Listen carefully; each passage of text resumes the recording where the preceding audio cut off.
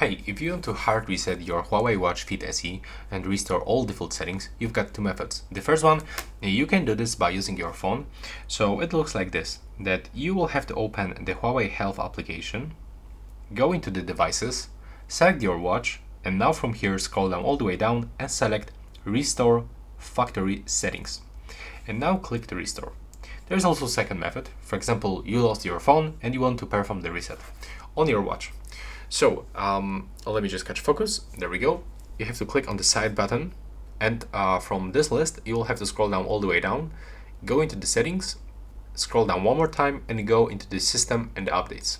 And from here we've got option to perform the hard reset. So when you click on the reset right here, you are going to also erase all data. So you can decide.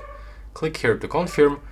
And now after a few seconds you will find information that this watch is disconnected from your application and it will be not connected anymore, so we have to perform the new setup of these two devices.